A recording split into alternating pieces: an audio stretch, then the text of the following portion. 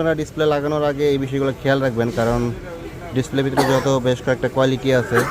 Samsung S23 ultra মূলত ডিসপ্লেটা broken, damage হয়ে গেছে আঘাতকে। সো আমরা এখন ডিসপ্লেটা চেঞ্জ করব। সাধারণত 23 আলট্রার কয়টা ক্যাটাগরি ডিসপ্লে আপনাদের দেখানোর চেষ্টা করব। যেমন এটা তো সেই নষ্ট ডিসপ্লেটা, আর হচ্ছে এই ডিসপ্লে যেমন দেখতে পাচ্ছেন এটা হচ্ছে মার্কেট অরিজিনাল, আর হচ্ছে এই ডিসপ্লে দেখতে পাচ্ছেন এটা হচ্ছে 100% অরিজিনাল ডিসপ্লে। যেমন দেখতে পাচ্ছেন দুইটার ভিতরে দুইটা মানে অনেক পার্থক্য। আর এই এখানে এটা অরিজিনাল ডিসপ্লে, এটা হচ্ছে ফ্রেম ছাড়া ডিসপ্লে, এটাও 100% অরিজিনাল। সাধারণত কাস্টমার কেয়ারে গেলে এই ডিসপ্লেগুলোই দেয় বডি ছাড়া ডিসপ্লে, এটাও 100% অরিজিনাল ডিসপ্লে বডি ছাড়া।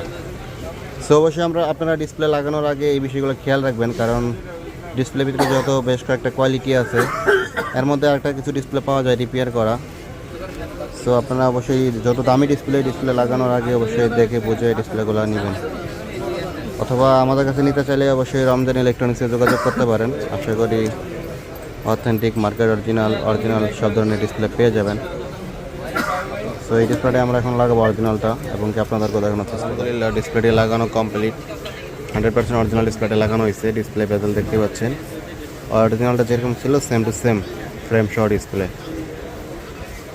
আর হচ্ছে এইটা নষ্ট ডিসপ্লেটা, এটা ভেঙে গেছে।